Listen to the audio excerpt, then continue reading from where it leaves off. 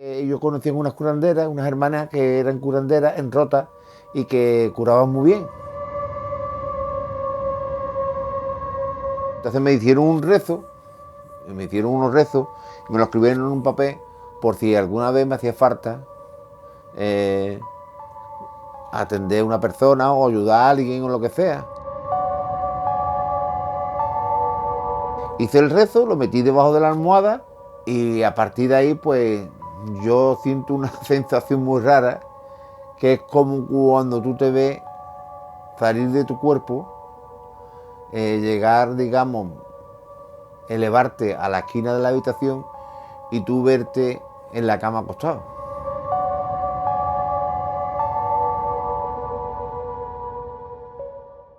El caso que os traigo hoy tengo que confesar que es uno de los primeros que me llegó como investigador, como divulgador, como curioso de todos estos temas, y es que la persona, el protagonista de esta extraña experiencia es José Luis Montes, y con José Luis Montes me une un vínculo muy especial. Si acudís a las rutas nocturnas que yo realizo aquí en Jerez de la Frontera, lo vais a ver siempre conmigo. Somos como Don Quijote y Sancho Panza, correteando, cabalgando por las calles de Jerez y desentrañando cada uno de sus misterios. Él va siempre con las proyecciones, ilustrando cada una de las historias que yo voy relatando por sus calles.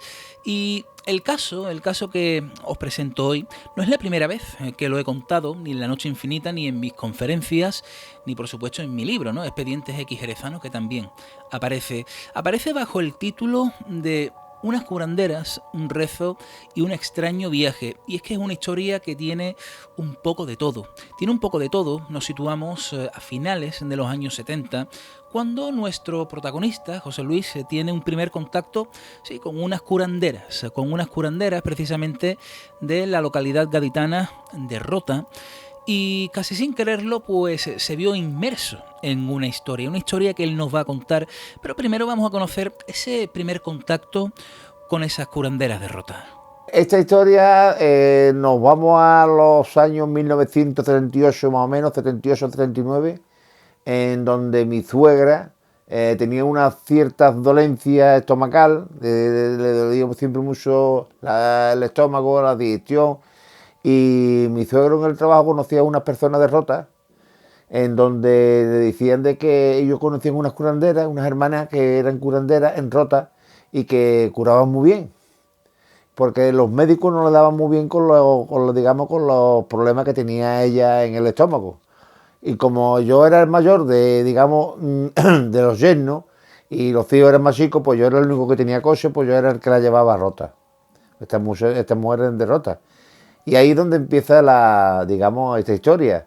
Yo la llevo a Rota, conocí a estas mujeres, a estas hermanas, que eran hermanas, y yo siempre me quedaba fuera, porque yo no creía todavía muy bien y me daba un poquito de yuyu de entrar porque parecía como cosas misteriosas, cosas de brujería, cosas de, como siempre se decían, curanderas, pero las curanderas siempre se asociaba con cosas de brujería, ¿tú me entiendes? Y entonces pues tenía un poquillo de recelo.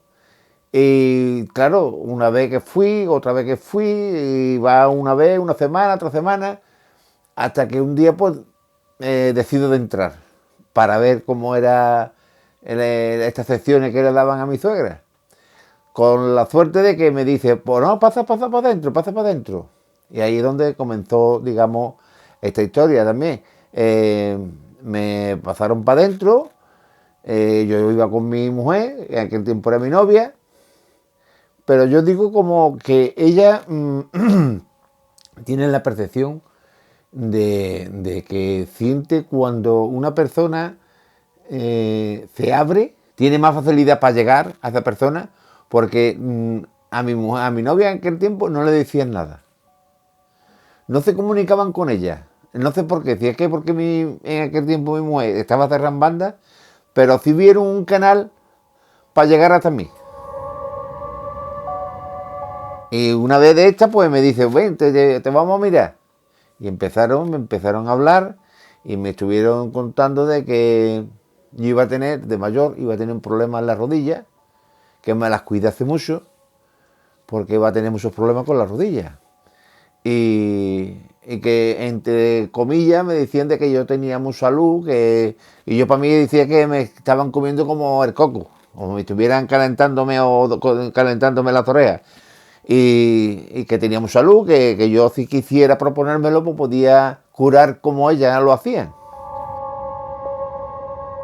Y finalmente José Luis accedió a visitar a estas curanderas de Rota, a estas dos mujeres que atendían a personas y personas que allí acudían, ¿no?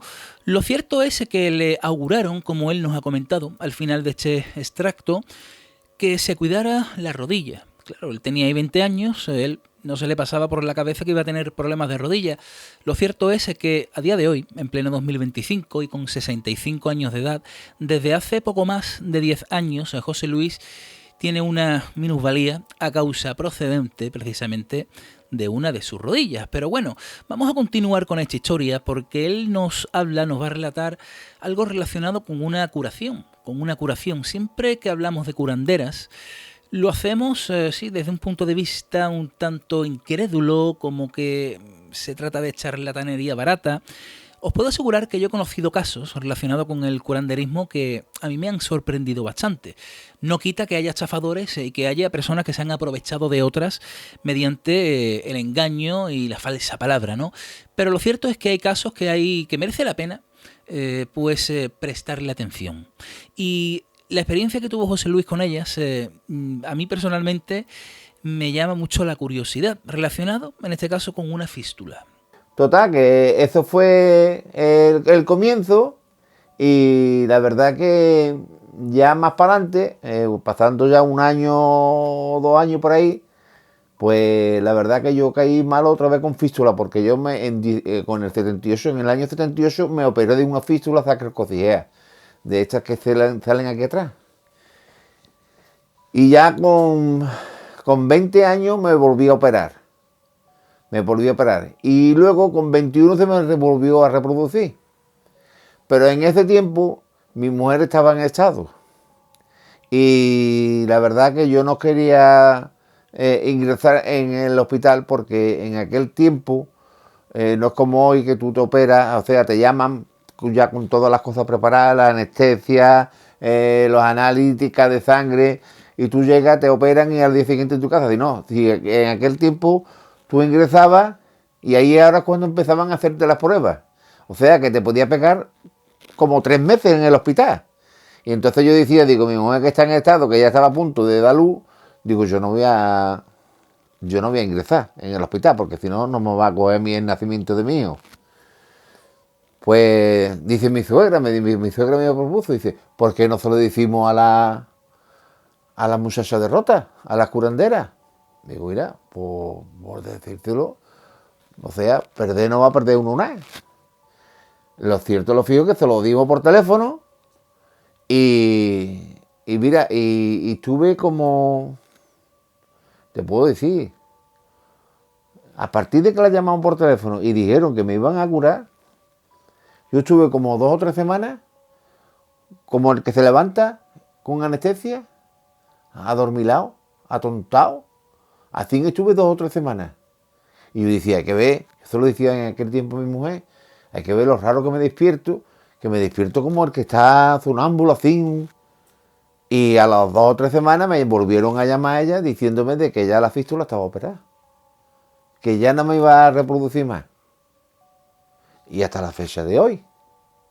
Y esa fístula, pues jamás se le volvió a reproducir al compañero José Luis.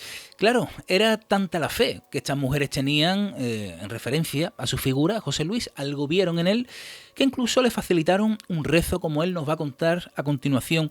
Pero aquí viene, digamos, lo más interesante de este caso. Una extraña experiencia que él tuvo al realizar este rezo para ayudar a una tercera persona. Entonces yo fui allí a Rota para darle las gracias y demás, y entonces pues volvieron otra vez a insistir de que yo tenía esos poderes para poder, si que yo me quisiera proponer de curar y demás, que lo intentara con ella, pero que...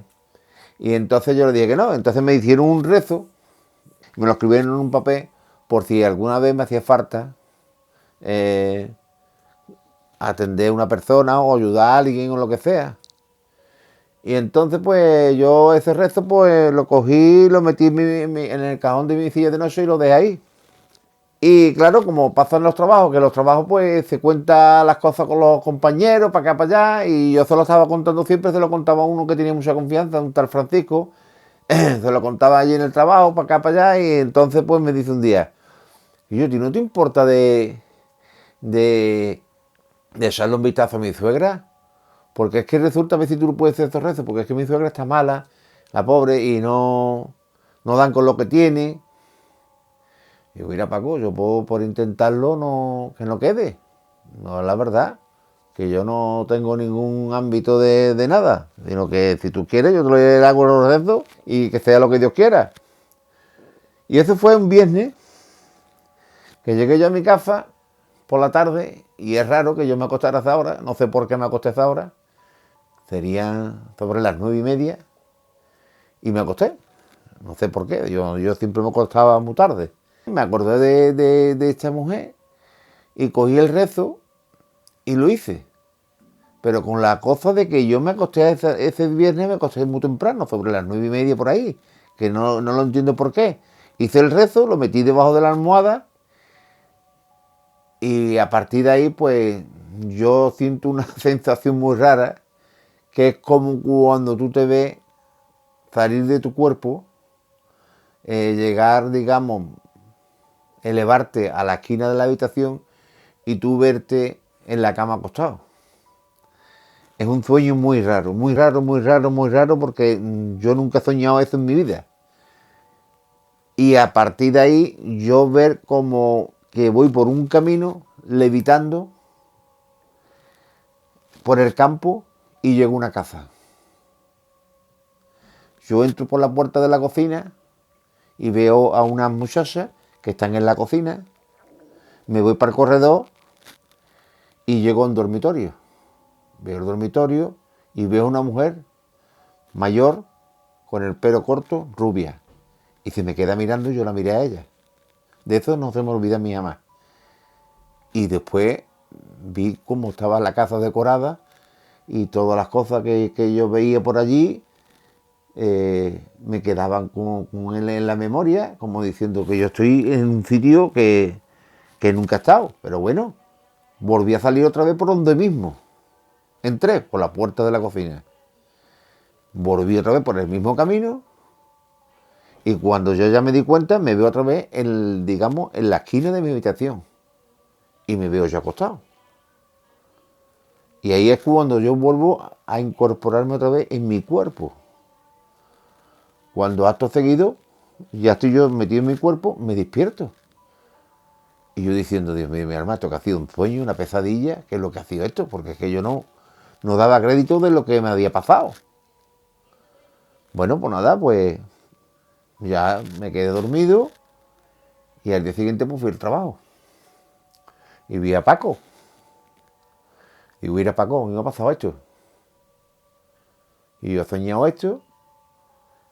Y yo he llegado a una casa de campo y he visto entrar por la cocina y he visto a unas muchachas. Después entré por el corredor y llegué a la habitación y vi a una mujer bajita con el pelo rubio, corto, y sé que se me quedó mirando. Yo no sé si le habré ayudado o no ayudado. Yo no sé si ese sería tu suegra o no sería tu suegra.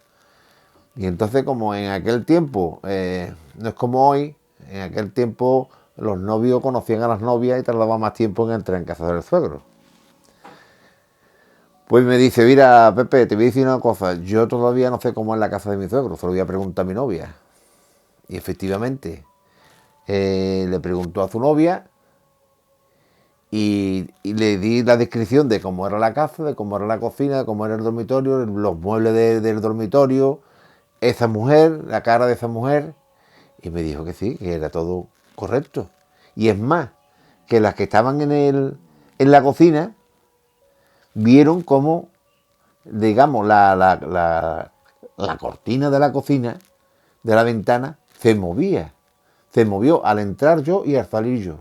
Dice, una cosa muy rara, una sensación muy rara que hubo en la casa, de que se moviera la cortina, si estaba todo cerrado, cuando no había aire, ni había viento, ni había nada. Entonces me vino a decir que lo que yo tuve, pues prácticamente fue un viaje astral, porque yo no me puedo inventar un sitio donde yo nunca he estado, donde le expliqué cómo era la cocina, cómo era la casa por dentro y todas las cosas. Entonces, para mí fue un viaje astral en todas las reglas. Que ya te digo, que yo jamás he vuelto a tener un viaje como este. Porque esa experiencia, es que estamos acostumbrados a hablar de los viajes astrales, porque los viajes astrales, pero que el que haya vivido de verdad un viaje astral, eso no se lo olvida en la vida. Porque es que es una sensación muy extraña, muy extraña, muy extraña. Desdoblamiento astral, proyección de la conciencia, experiencia extracorpórea. Los viajes astrales se denominan de muchas maneras, de formas diferentes, pero lo cierto es que José Luis tuvo una experiencia que jamás podrá olvidar. Y es que ese rezo no venía precisamente con libro de instrucciones. No sé si las propias curanderas sabían que José Luis iba a tener esa experiencia, esa extraña experiencia para ayudar a otra persona. José Luis a día de hoy os puedo asegurar que no olvida, que no la olvida, y lo hemos contado en diferentes medios, en conferencias, y es un caso que a mí poderosamente me llama la atención. Los viajes astrales, que según los expertos se pueden inducir voluntariamente, yo lo he intentado en muchas ocasiones, lo sigo intentando, pero creo que no lo consigo. Creo que no, porque a veces se confunde el mundo de los sueños con los viajes astrales. Lo que está claro que las personas que han tenido una experiencia de este tipo, viajes astrales o proyección de la conciencia, saben distinguir perfectamente una cosa de la otra. Un sueño de un viaje astral. Hay matices que son muy diferentes, muy pero que muy diferentes, como el testigo así nos lo afirmaba. Pero tengo una última pregunta para José Luis. ¿Crees que hay vida después de la muerte? Bueno, pues yo vida después de la muerte, vamos a ver. Sé que algo hay, algo hay. Se escuchan muchos casos, muchas experiencias cercanas a la muerte, de casos de personas que han estado en los hospitales, en los quirófanos, y que han estado digamos, en ese umbral entre estos dos mundos, pero la verdad que me gustaría, a mí me gusta, aparte de que si hay vida después de la muerte, yo creo que sería bonito tener la creencia de que algo hay después de la muerte. Que no está el vacío y no está el olvido y ya uno es como un pozo de un fondo que cae uno y ya no hay más nada. Yo quiero creer de que algo hay, de que hay otra vida o otra experiencia o como bien decimos que somos energía y nos movemos a otro sitio. Porque también se han dado muchos casos de reencarnación, pero bueno. Yo espero que sí, yo creo que algo hay después de la vida.